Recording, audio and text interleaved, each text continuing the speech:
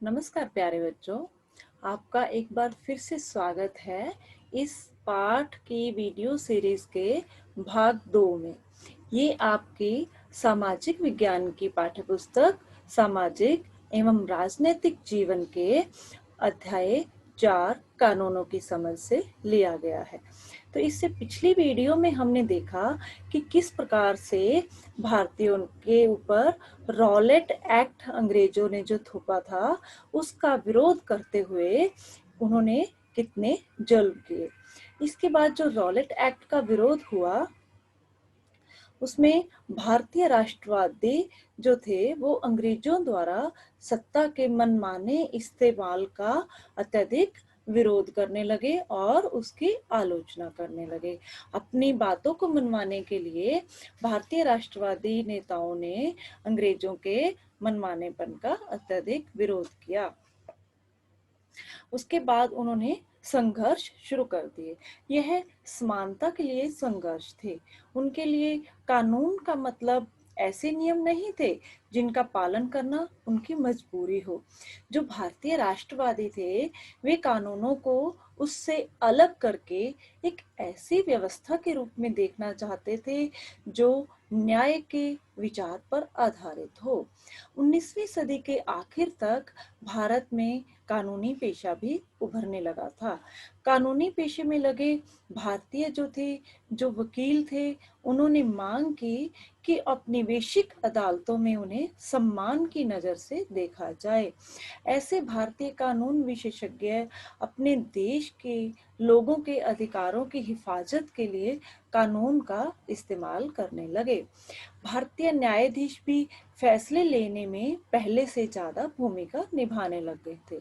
इस प्रकार औपनिवेशिक शासन के दौरान कानूनों के शासन के विकास क्रम में यहाँ के लोग भी कई तरह से अपना योगदान देने लगे। संविधान को स्वीकृति मिलने के बाद यह दस्तावेज एक ऐसी आधारशिला बन गया जिसके आधार पर हमारे जो प्रतिनिधि होते हैं, जो हमारे एमएलएज होते हैं, जो हमारे एमपीज थे, उन्होंने देश के लिए कानून बनाने में सहायता की। हर साल हमारे प्रतिनिधि कई नए कानून बनाते हैं और कई पुराने कानूनों में संशोधन करते हैं। इसके लिए आपने संविधान में जो अलग अलग संशोधन हुए उनके बारे में भी पढ़ा था। कक्षा 6 की पाठ्यपुस्तक में आपने 2005 के हिंदू उत्तराधिकार संशोधन कानून के बारे में भी अवश्य पढ़ा होगा। इस कानून के मुताबिक क्या था, याद है आपको?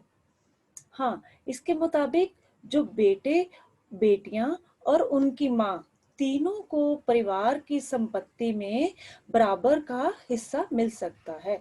इससे पहले क्या था कि केवल बेटों को ही पिता की संपत्ति का अधिकार होता था, लेकिन इस कानून में 2005 में संशोधन कर दिया गया जिसके अनुसार बेटे, बेटियां और माँ तीनों परिवार की संपत्ति के हकदार हो गए।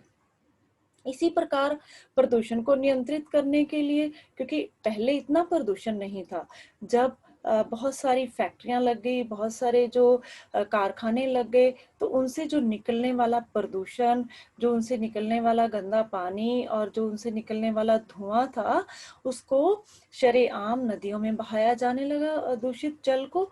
तो उस प्रदूषण को जब नियंत्रित करने की आवश्यकता पड़ी तो प्रदूषण को नियंत्रित करने के लिए एक कानून पास हुआ और फिर एक कानून जो था रोजगार मुहैया कराने के लिए भी बनाया गया। लोग इस निर्णय पर कैसे पहुंचते हैं कि एक नया कानून क्यों जरूरी है, कानून का प्रस्ताव किस तरह पेश किया जाता है, इन सब के बारे में आपको जानकारी होना अत्यंत आवश्यक है कि कैसे हमें पता चलेगा कि अब हमें एक और कानून की जरूरत है या फिर किसी पुराने कानून में कैसे संशोधन किया जाना चाहिए, किस प्रकार से नए कानून का प्रस्ताव पेश होना चाहिए। इस सब के बारे में जानने के लिए हम अगले भाग में चलते हैं जो कि इसी वीडियो श्रृंखला का भाग 3 है। उसमें आपके पाठ्य पुस्तिका में कुछ एक्टिविटीज दी गई हैं जिनके अनुसार उदाहरण देकर समझाया गया है कि एक नया कानून कैसे बना। तो आइए चलते हैं बच्चों हम अपने इसी वीडियो श्रृंखला के अगले भाग में।